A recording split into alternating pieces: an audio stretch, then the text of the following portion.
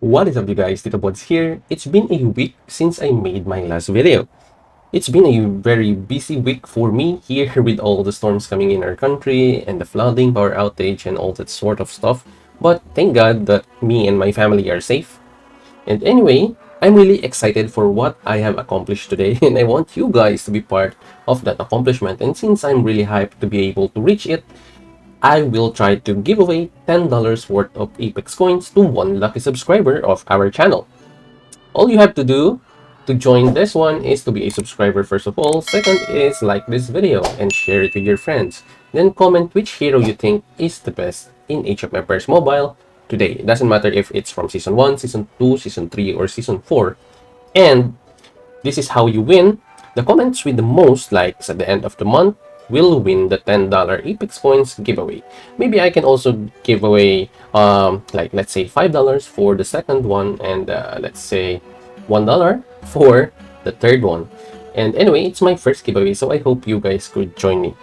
So before we go on with the video, here's a word from our sponsor for today. Eneba is your go-to digital store for games, gift cards, game points, and top-ups. And with TITOBODS special link, you can get up to 20% cashback on Age of Empires Mobile products, only on the marketplace. Eneba, the fastest-growing marketplace for gamers. Ahoo! Okay, I know for some that this is not a big deal, but for me, who has or who was a low spender for almost like, let's say, a month or so, and to the point that I'm almost like a free-to-play player, it's really something exciting, you know? So here it is. We finally opened up our renovation, and here is our castle facilities looks. So we have finished first the mercenary camp when I started this one, then all the way here we leveled this up to 5, then this one to 5, and the next one to 5, and then this one, before we totally shifted to the way of the workshops here. So after everything was level 5 here, which took me like a very, very long time before we opened up the Citadel renovation today. And with that, I will share with you guys which buildings are able to give you renovations, and also which of them will be our focus for our account. Maybe this will help you guys when you reach your own Citadel renovation. Okay, so let's start with the quarry over here. So you have renovations here. Every time you level this up, you will have stone production added by 20%, and it's going to be for 6 days. Now for the gold mine over here, you have 5 levels. You also have like, let's say 20% additional for the gold production speed when you renovate this one. So as you can see here, renovation, 20%, 40%, 60, 80, and 100 will be added. So it's going to be the same for all the quarries, the gold mines, and every other productions here in the game. Now for the houses, I don't think that we have too much to get from this one, but we have boost for building productions here. So you can see here we have boost plus 35. Actually, the boost here is the 200, sorry. So we have 200 for the level 1, 400 for 2, 600 for the next, 800, and 1k. So it's all the same for the houses. Now, don't forget that you can only renovate the level of each renovation here on every building is based on how your renovation level is here in your Citadel renovation. Now, for example, you are just level 1, you can only level up your renovation to your city's buildings to level 1. Okay, now moving on. For the warehouse, we don't have any renovation. For the market, we don't have any renovations in there. Now, the town center has one, and it is quite one of the most important ones in the game. So we have here 5% for the overall attack at level 1, which is a huge addition if you're going to ask me. Now, we also have 10% for level 2, 15% additional for level 3, for level 4, 20%, and 25% for level 5. Now, I think this is going to be one of my main goal or priorities for this renovation. Next up, we have the mercenary camp. So this one, I think, cannot be renovated since there's no like option here to renovate. Then for the university, for sure there is going to be one. So here you can actually speed up your research speed once you have this one. It will actually help you if you really need this one, especially if you're going to level up your troops to the new university research that will be added after you open it up on in the castle facilities. So here for level 1 you have 3% research speed addition. For level 2 is 6%, level 3 is 9, level 4 is 12, and level 5 is 15%.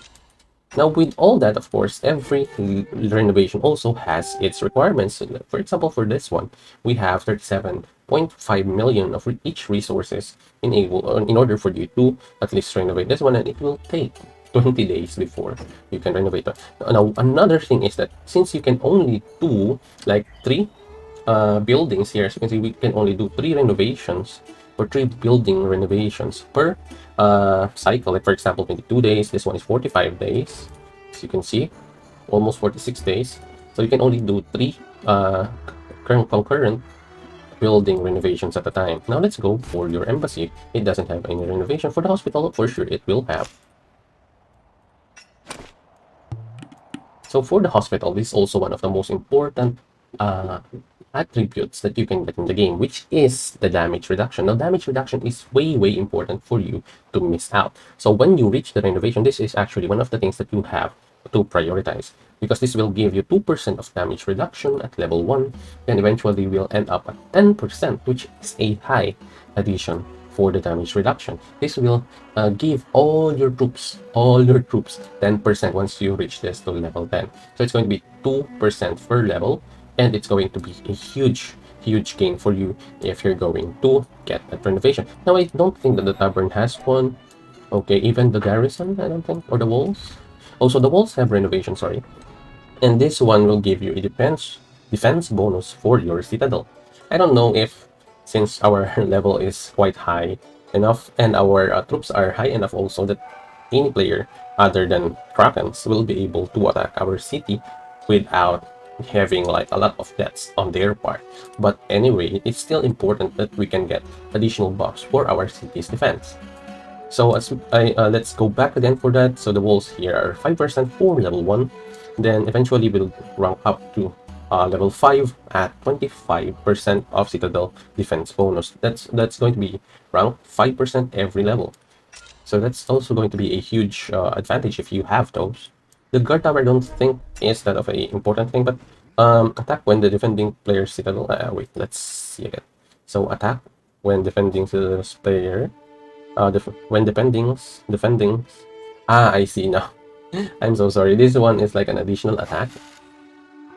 For our additional attack to the player attacking us. So this is like we have also 5% for each. So if you guys like, let's say if you guys notice, when you attack a citadel, there is going to be like damage for the attacking player on the citadel. So there's like a guard tower damage that will be inflicted on your troop once you attack a city. So I think it's just going to add additional damage to that, and I think it will also give off some deaths to your to you if you are going to attack a city with a higher level guard tower.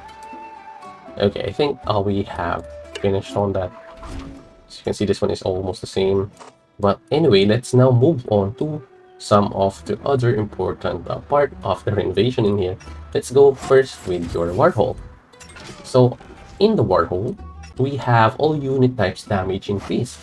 So look at that. So 2% will be added for every troop you have. So this is all unit damage increase. So every troop will have 2% additional damage.